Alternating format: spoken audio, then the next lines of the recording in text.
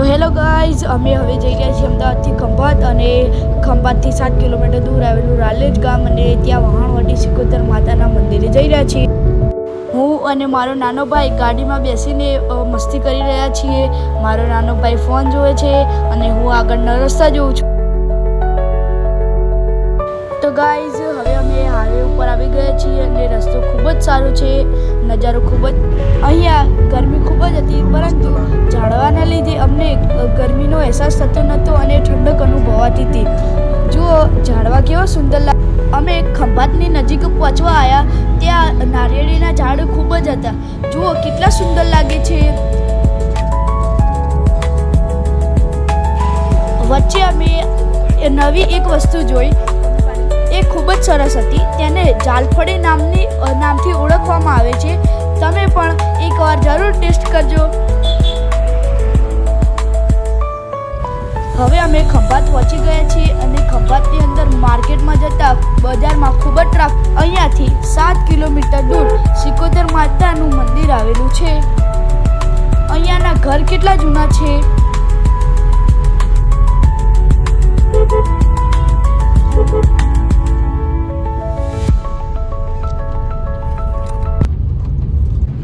ગુજરાતમાં ઘણા બધા ઐતિહાસિક સ્થળો આવેલા છે, જ્યાં રાલેજ ગામ પણ એક આવેલું છે, જ્યાં વહાણવટી સિકોતર માતાનું મંદિર પણ આવેલું છે। ત્યાં દૂર દૂરથી લોકો દર્શન કરવા માટે આવે છે। અમે પણ પહોંચી ગયા। અહીંયા વિશાળ પાર્કિંગ છે।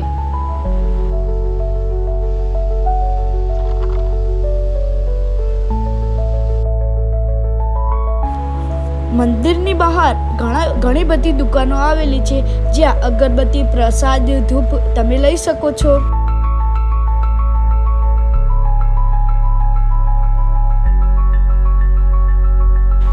મંદિરની બહાર આ ગેટ આવેલો છે, એ ગેટમાંથી આપણે અંદર પ્રવેશશું। અહીંયા એક અંકલ છે, એમની પાસેથી આપણે મંદિરનો ઇતિહાસ જાણીશું। જય શ્રી કૃષ્ણ। આ મંદિર પહેલા મોટું ઊંચું ટેકરાવાળું હતું। ટેકરા હતા, બધી મોટા મોટા ટેકરા હતા। હા, અને 900 વર્ષ પૂર્વનું મંદિર છે। આ 900 વર્ષ પહેલા બહુ જ જૂનું મંદિર છે। એટલે એવું માતાજીનો ચમત્કારો એટલા છે। અહીંયા બહુ ઓછી વસ્તી આવે। માતાજીનો એવો હુકમ થયો કે મારે પ્રગટ થવું છે દુનિયામાં। તો 40 વર્ષ થયા। પહેલાં ધીરે ધીરે વિકાસ થયો, ત્યાર પછી ફૂલ વિકાસ થઈ ગયો। આજની તારીખમાં પહેલા જમાનામાં 3 દિવસનું હતું, અત્યારે અઠવાડિયાનું પૂરેપૂરા દિવસનું હતું। એવું, હા, એટલે તમે ગમે ત્યારે આવો ને તો જમવા પ્રસાદી તમને મળે।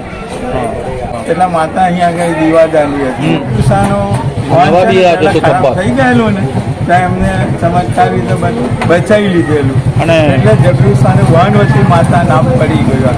માતાજીનું નામ વહાણવટી માતા એટલે પડ્યું। બધાની બાધાઓ પૂરી કરે, કોઈ જણની બાધા પૂરી। હવે અહીંયાથી આપણે અંદર જઈશું। સામે સુંદર માતાજીનું મંદિર છે। ચાલો હવે આપણે આગળ જઈએ।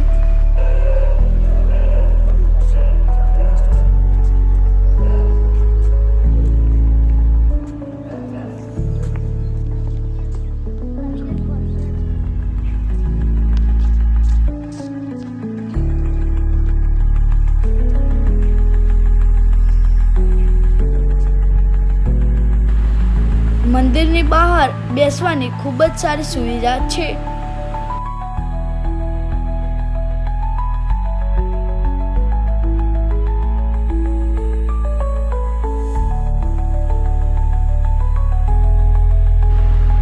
શ્રીફળ વધેરવા માટે પણ અહીંયા અલગ જગ્યા રાખી છે। હવે અમે અહીંયા મંદિર તરફ જઈ રહ્યા છીએ।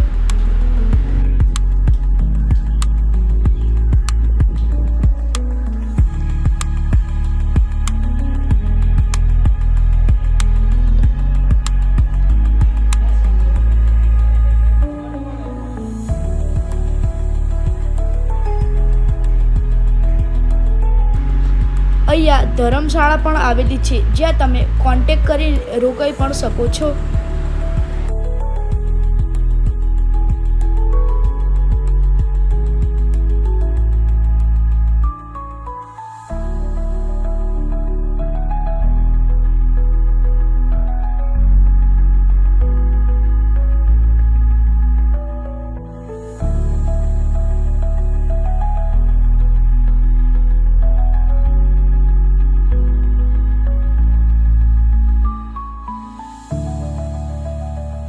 અહીંયા તમારે યથાશક્તિ ભેટ આપી હોય તો તમે આપી શકો છો.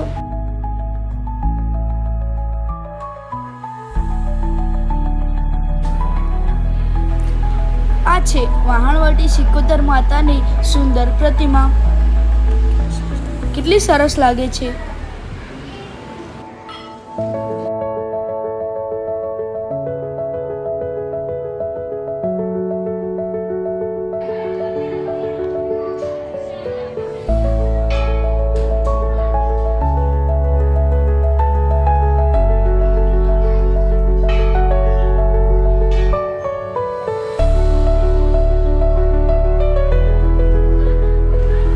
અમે એવા સરસ ટાઈમે ગયા કે અમને આરતીનો પણ લાભ મળ્યો.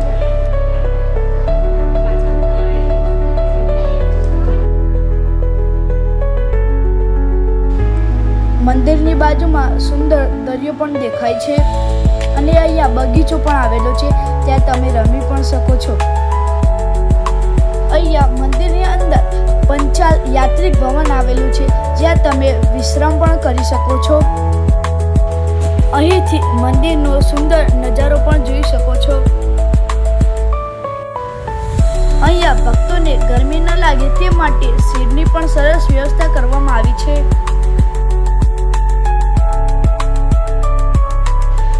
અહીંયા મંદિરની પાછળ એક મહાદેવનું ઐતિહાસિક મંદિર આવેલું છે.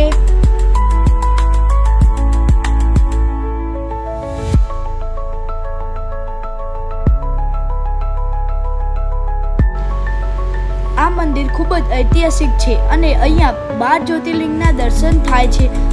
ચાલો આપણે પણ દર્શન કરીએ.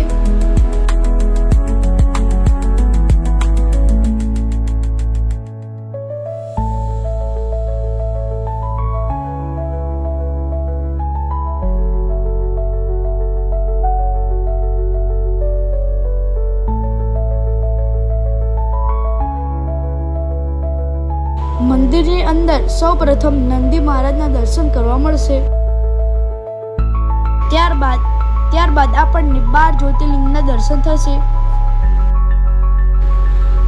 અહીંયા તમને 12 જ્યોતિર્લિંગ અને મહાદેવની પ્રતિમાના પણ દર્શન થશે.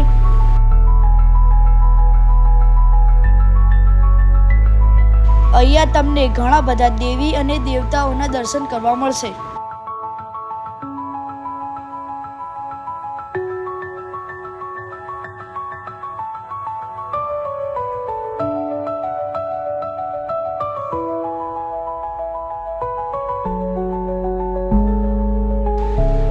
આ છે ભોજનાલય. અહીંયા તમે ગમે ત્યારે જાઓ ત્યારે તમને પ્રસાદી સ્વરૂપે ભોજન મળશે. અહીંયા દર્શન કરવાનો અદ્ભુત આનંદ. તમે પણ એકવાર દર્શન કરવા જરૂર આવજો. હવે અમે ઘરે જઈએ છીએ. મારો બ્લોગ ગમ્યો હોય તો લાઈક અને સબસ્ક્રાઈબ કરજો. Thanks for watching and by.